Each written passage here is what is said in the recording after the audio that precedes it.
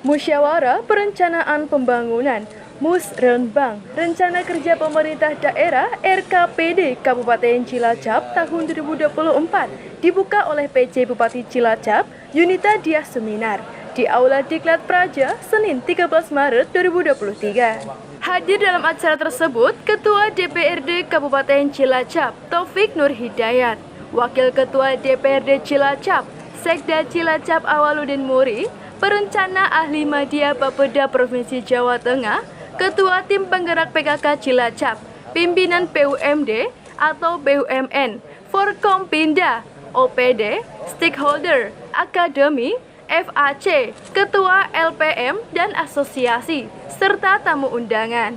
Percepatan pertumbuhan ekonomi berkelanjutan, peningkatan infrastruktur berkualitas dan mengentaskan kemiskinan menjadi salah satu prioritas dalam perencanaan pembangunan pemerintah Kabupaten Cilacap tahun 2024. Menurut PJ Bupati Cilacap, Yunita Dias Suminar, pembahasan utama dalam Musrenbang RKPD 2024 berdasarkan data Bapeda Cilacap, antara lain kemiskinan tahun 2022 sebesar 11,02%, tingkat pengangguran terbuka sebesar 9,62%, prevalensi stunting cukup tinggi sebesar 17,6%, dan inflasi di angka 6,81%, serta penanganan bencana alam.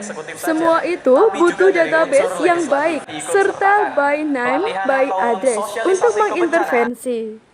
Sedang permasalahan infrastruktur atau jalan kabupaten ada 880 miliar. Ke depan semua jalan akan mulus, bisa dengan rigid beton atau hot mix. Ketua DPRD Cilacap, Taufik Nur Hidayat mengatakan, Musrenbang membutuhkan partisipasi masyarakat yang disalurkan kepada legislatif. Regulasi memberikan ruang untuk masyarakat. Pendekatan teknokratik, partisipasif, politis dari atas ke bawah dan dari bawah ke atas. Taufik berharap dengan Musrenbang, arah pembangunan Cilacap dapat sesuai dengan kebutuhan masyarakat, bermuara pada terwujudnya kesejahteraan masyarakat secara merata dan berkelanjutan. Dalam Musrenbang dibahas PAD seperti APBD 2023 sebanyak 757,7 miliar, RKPD 2024 sebesar 789,3 miliar, pendapat transfer APBD 2023 sebesar 2,6 triliun. Rancangan RKPD 2024 turun menjadi 2,058 triliun, sedang belanja tak terduga dan belanja transfer APBD 2023 sebanyak 3,58 triliun. Pada RKPD 2024 turun 3,37 triliun. Tahun 2023 mengalami defisit 126 miliar dan rancangan RKPD 2024 sebesar 510 miliar. Penjelasan dan sambutannya melebihi teman-teman eksekutif. Luar biasa Pak Ketua DPRD. Terima kasih. Sebetulnya selesai tadi disampaikan Pak Ketua DPRD, sudah selesai sebetulnya. Tapi karena harus tuntas ya diselesaikan sampai dengan selesai. Bapak Ibu yang saya hormati, saya Musdes, Musrenbang Kecamatan, dan selalu 3 tahun kalau tidak salah 4 tahun ini menjadi delegasi mewakili Kecamatan Wanaja.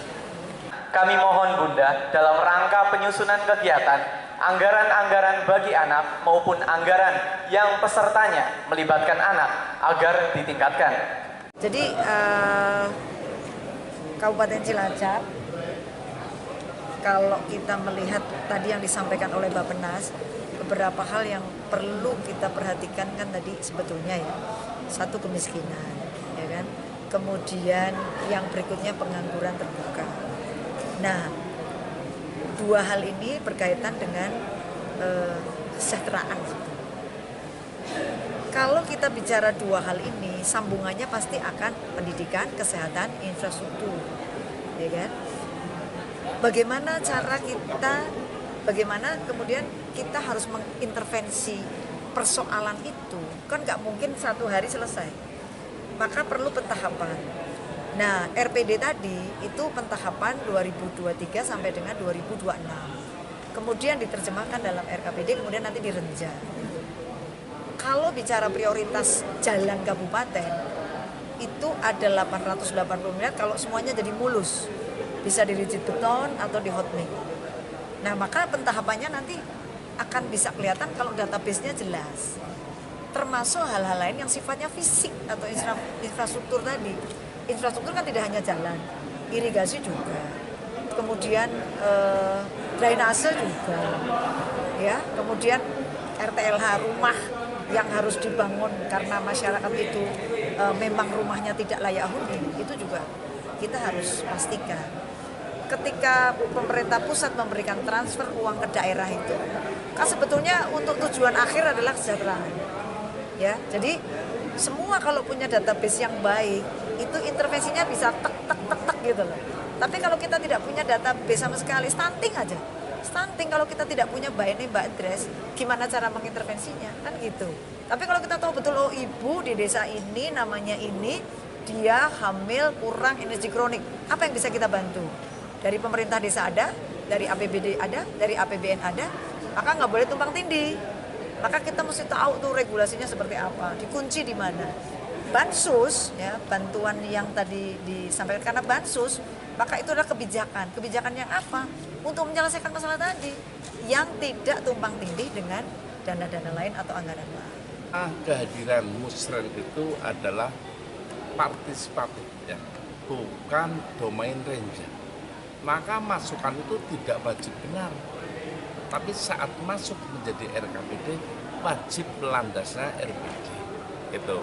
Nah, yang kedua tadi gradual, kalau tadi yang penunjang lainnya bansos, ya bansos itu kan mestinya bansos itu diberikan saat kita memang punya kelebihan atau mungkin harus diberikan karena DD-nya kurang. Nah, kurang itu nanti ada perbu boleh menyampaikan untuk bangunan desa, tapi tadi disampaikan BPC, masa kalau jalannya rusak semua kok balik desanya apa nggak malu? Secara pribadi kan juga kepingin nyalon lagi toh. Nah, ini yang harus dikaji, Maka antara RPD, target RPD yang di breakdown menjadi RKPD-nya ini mengacu kepada duitnya kalau mau diturun ke tingkat desa yang kira-kira menunjang kegiatan kabupaten. Termasuk tadi rame-rame jalan tol nanti kan penloknya pergub. Hanya soal exitnya selalu saya sampaikan, nanti juga tolong ini BPJ untuk disampaikan penloknya jangan exitnya jangan di Pangandaran dong. Exitnya pindah di Sidoarjo Kedung Reja. Supaya apa? Supaya dari Luhur sampai Cimanggu, Cipari tidak menimbulkan biaya tinggi produksi karena harus muter saat mengirim atau menerima, itu contoh. Tapi intinya tanggapan saya, Pemkab itu sekarang sudah membuat database. Targetnya jelas, permasalahannya jelas. Kalau nggak jelas database-nya, saluran airnya, drainasinya berapa. Kalau nggak jelas kapan membangun, mau selesai 20 tahun, mau selesai 5 tahun, mau selesai 1 tahun, ada sebuah target yang jelas, duitnya kuat berapa. Baru nanti lobby-lobby menyampaikan pada pusat, termasuk DAK-nya sudah nggak reguler tematik. Sana kan juga ngitung, duitnya terbatas. Duit terbatas kok ditaruh di tempat yang tidak jelas hasilnya, impact-nya nggak ada. Nah, kemudian adalah kita di Impres, Bu PJ nyampaikan. Impresnya saya yakin nanti tematik. Yang diturunkan dananya pasti untuk menunjang kegiatan yang lain. Nandi Eko, Cilacap News, memberitakan.